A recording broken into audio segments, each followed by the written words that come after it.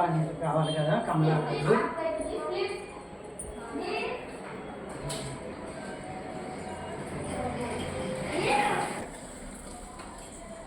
దీపారాధన కదండి, దీపారాధన చేసుకోవాలి కదా.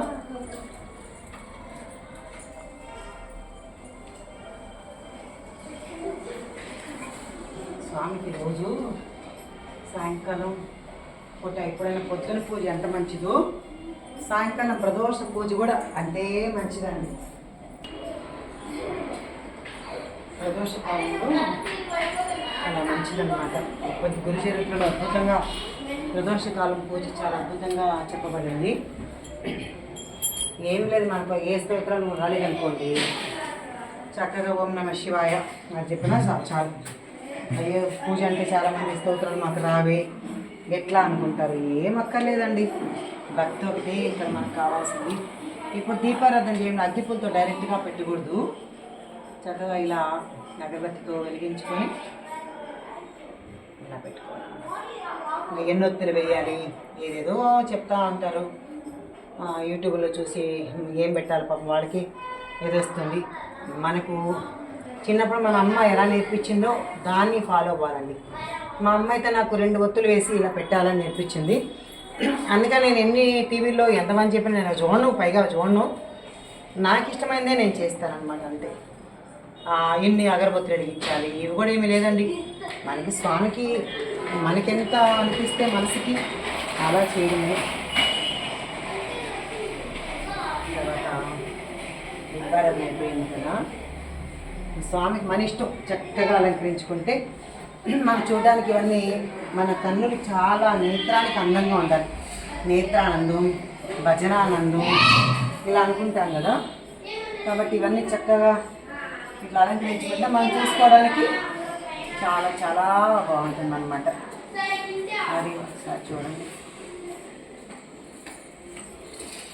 మా శ్రీపాద స్వామికి నాకు ఈ పువ్వులు చూస్తే ఏం గుర్తొస్తుందంటే, అసలు ఎంత ఈ పువ్వుకి ఎవరు నేర్పించారు స్వామికి పెట్టమని అని. ఎవరు నేర్పేరమ్మ ఈ కొమ్మకు పూలిమ్మ నీరెమ్మ రెమ్మకు, ఎంత తొందరలేమ్మ హరి పూజకు పొద్దు పొడవక ముందే పూలిమ్మని. నిజం నాకంత ఇష్టం. చూసారండి, ఆ పువ్వు ఏదో తునిగింది కానీ మామూలుగా మనం ఏం చేస్తామంటే డెకరేషన్కి ఇలా పువ్వులు తుంచి ఇలా వేసుకోవచ్చు. కానీ ఎప్పుడైనా స్వామికి పెట్టేటప్పుడు ఈ పువ్వుని ఎప్పుడు మనం విడదీసి, పువ్వులు లేవనుకోండి, అష్టోత్తరం అని అన్నారనుకోండి ఎవరైనా, అష్టోత్తరం పూలు కొన్నే ఉన్నాయి, మీకు చూపించిన కొంచెం చెప్తున్నాను, నేనైతే తుంపను. అయితే ఎన్ని ఉన్నా సరే మనము ఒకవేళ పువ్వులు తక్కువైనాయి, అక్షంతలు కాకుండా అక్షంతలతో చేయండి అష్టోత్తరం. అయ్యో పువ్వులు తక్కువ ఉన్నాయని ఈ అందమైన పువ్వు చూడుసారా ఎంత అందంగా ఉంది కదా. ఈ అందమైన పువ్వును మనం ప్రతి రేకు తుంపేసి ఇలా చిన్న దీంతో ఇలా చేస్తూ ఉంటారు కొంతమంది. అసలు అక్కర్లేదండి, మనసుతో ఈ 108 అష్టోత్తరానికి ఇదే పుష్పం స్వామి అనుకొని చేసి మనలో స్వామి ఏమన్నా అంటారా చెప్పండి. అందుకని మనం చేసి చిన్న తప్పులు, ఒక అందమైన పువ్వుని మనం అసలు చెట్ల నుంచి పువ్వు తుంపడమే తప్పు.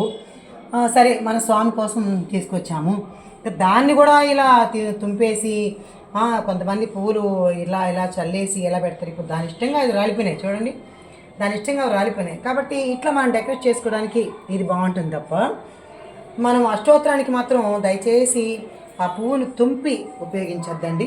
పువ్వులన్నా కూడా నాకు సరిపోవండి నిజంగా. అంటే స్వామికి అలా అందంగా చూసుకోవడం నాకు అలవాటు అయిపోయిందేమో. నేనన్నా కొన్ని ఏదైనా సర్దుకుంటానేమో, ఏదైనా లేకుంటే మా పిల్లోడు నా దిలీప్ పిల్లోడు పువ్వులు లేకుంటే ఆఖరి విజయవాడ కన్నా వెళ్ళేసి తెచ్చేస్తానమ్మా, స్వామికి పువ్వులు లేకుండా ఎట్లా అనుకుంటాను.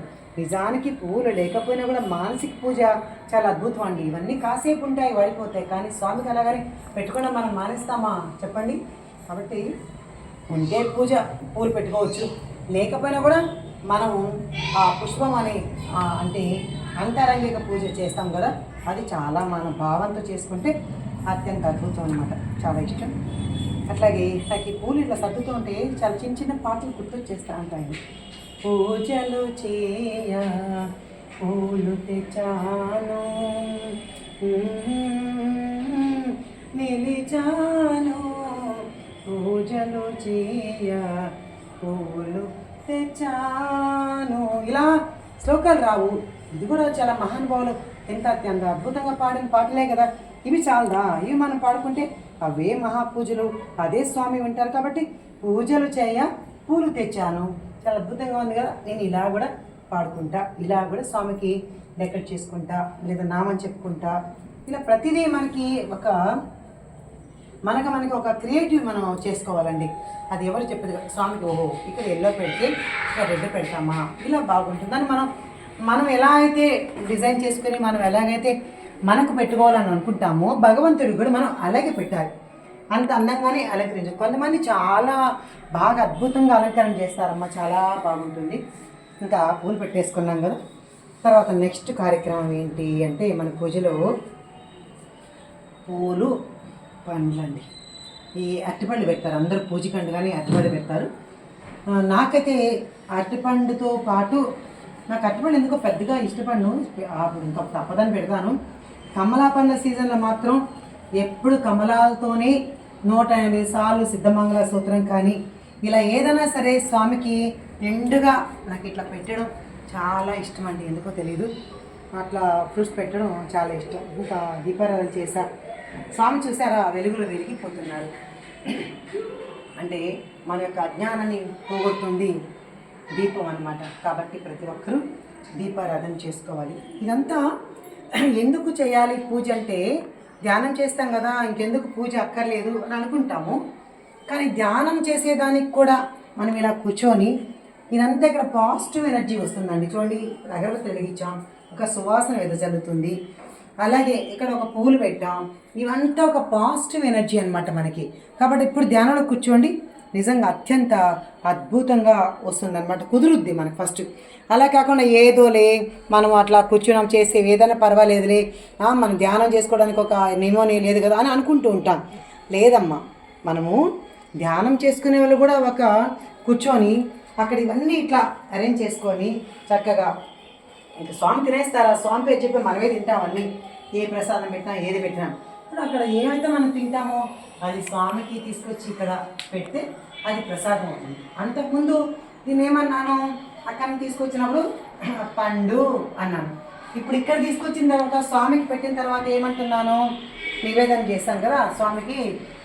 ఓం భూర్భువస్వః తస్సవితుర్వరేణ్యం భర్గో దేవస్య ధీమహి ధియో యో న ప్రచోదయాత్. స్వామికి చక్కగా అందరు మా చిన్నప్పుడు మా అమ్మ నేర్పించారండి, ఇలా ఏది అట్టపండని ఏదైనా సరే ఇలా పెట్టేయకూడదు, స్వామి తినరు.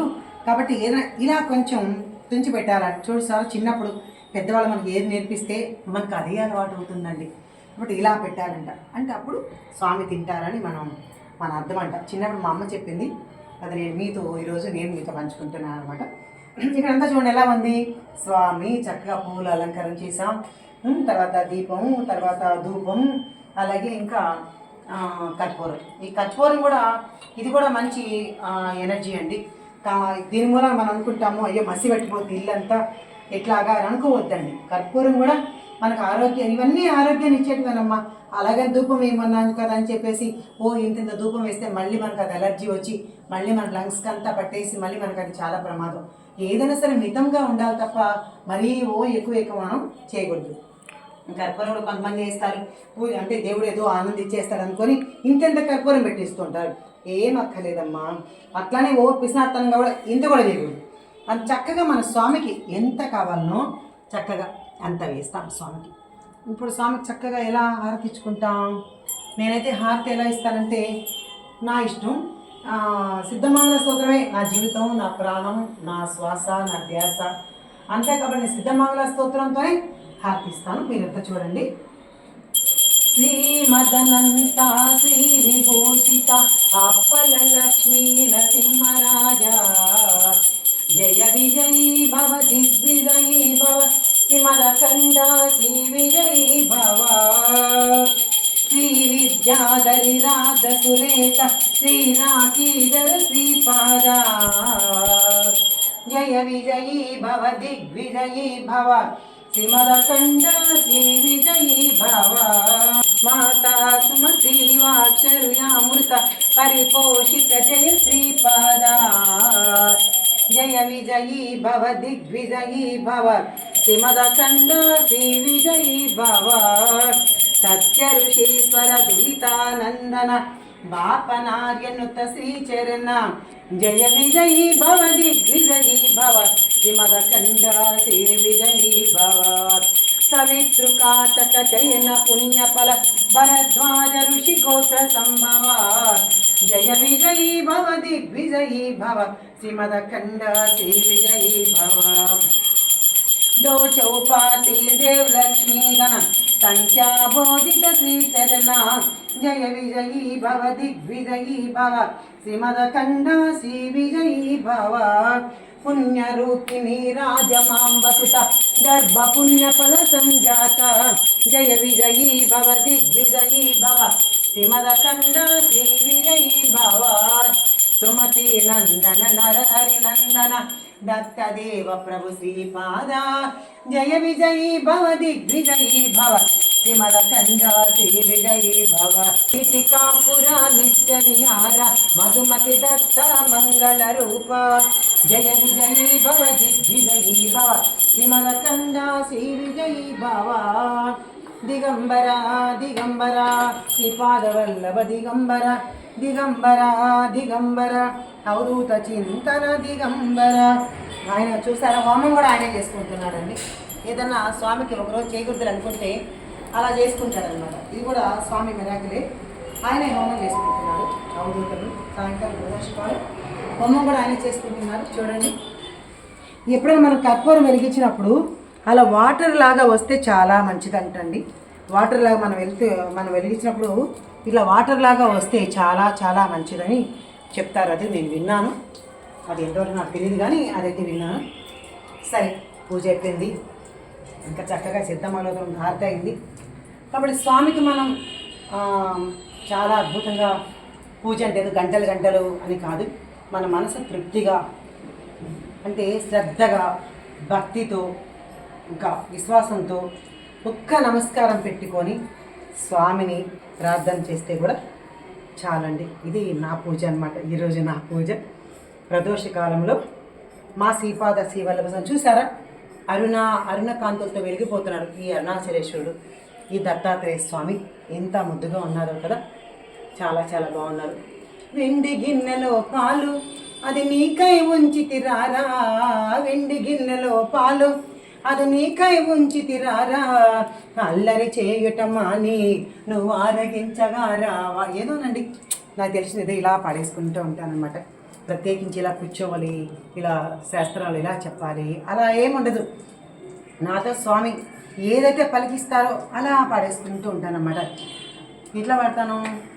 ఎక్కడ చూసినా నీవే లేదత్త, సర్వం తర్యామి నీవే లేదత్త, ఎక్కడ చూసినా నీవే లేదత్త, సర్వం తర్యామి నీవే లేదత్త, గలగల పారే సెలయేరుల్లో నీవే దత్త, గనగన మోగే గంటల్లోన నీవే దత్త, ఎక్కడ చూసినా నీవే లేదత్త, సర్వం తర్యామి నీవే లేదత్త అని మయమరిచిపోవాలండి. భజన చేస్తే ఇప్పుడేదో మీకు ఏదో వీడియో కోసం ఏదో సరదాగా ఏదో చిన్న చిన్న పాటలు అడిగా, మామూలుగా అయితే సరదాగా మీ అందరికీ బాగుంటుందిలే అని నేను చిన్న పూజ చేసుకొని అది మీకు యూట్యూబ్లో పెట్టి మీకు అందరికీ అందిస్తున్నాను. కానీ నిజానికి మాట్లాడితే చక్కగా పూజ అంటే చాలా ఒక ఆసనం వేసుకొని మనం ఎట్లా అంటే మనం ఎట్లాగా మనకు కూర్చుంటే వీలుగా ఉంటుందో అలా వేసుకొని ఇట్లా పూజ చేసుకొని ఇలా కళ్ళజోడు తీసే మెడిటేషన్ కూర్చొని ఇవన్నీ చేసుకున్న తర్వాత చక్కగా ఇలా చేతులు పెట్టుకొని ఇలా ఇవన్నీ పూజ అయిపోయింది కదండి. నేను చెప్పాను కదా, పూజ అయిన తర్వాత చక్కగా ప్రశాంతంగా పూజ అయిన తర్వాత వెంటనే పరిధులు మధ్యేసి ఇంకా పడేసి ఇంకా అయిపోయింది కదా అని తినేసి గబగబా అయిపోయింది పూజ అని అనుకోకూడదు. పూజ అయిన తర్వాత ఆ యొక్క శక్తి అంతా మనలోకి రావాలి అంటే మనం చక్కగా ఇలా వేడిలో వేడి పెట్టుకొని, లేదు మీరు కింద కూర్చుంటారు కాబట్టి నేను కూర్చున్నాను, కానీ కింద కూర్చోని వాళ్ళు ఒక స్టూల్ వేసుకొని అలా కూర్చొని అలా ధ్యానంలోకి స్వామికి నువ్వు ఏదైతే అర్చన పూజ చేశావో దాన్ని ఒకసారి నువ్వు మళ్ళీ శ్రవణం చేసుకొని మననం చేసుకొని ఆ పూజను నువ్వు మనసులో భావన చేసుకుంటూ అలా కూర్చుంటే నీ కళ్ళ ముందు భగవంతుడు తప్పకుండా మనకి సాక్షాత్కరిస్తారనమాట. మనం ఏదో హడావిడిగా చేసేసాం కదా, అయిపోయింది కదా పూజ, నామకావస్థ పూజ కాదు. మనం చక్కగా ఇలా కూర్చొని నిజంగా ఇలా వెన్నమ్మకి ఎప్పుడు ధ్యానం కూర్చుంటే నిటారుగా కూర్చోవాలి. కొంతమంది ఇట్లా కూర్చొని వేస్తారు, అట్లా కాదు. ఎప్పుడు నిటారుగా ఇలా కూర్చొని చక్కగా గట్టిగా ఒక 3 శ్వాసలు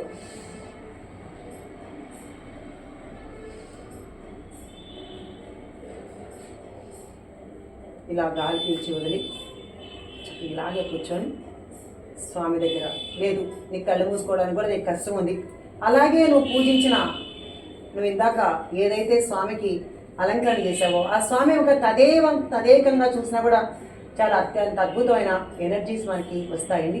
ఇది మనం ఈనాడు చేసుకున్న ఈరోజు శనివారం ప్రదోష కాలంలో చేసిన అర్చన విధానం ఇట్లా ఉంటుంది. కాబట్టి మీరందరూ కూడా ఈ పూజను చూసి మీరందరూ కూడా ఆనందించి మీరందరూ కూడా ఇలా చేస్తారని అనుకుంటున్నాను. సాయిరామ్, జై గురుదేవ దత్తమ్మ. వీడియో తీయలేదు.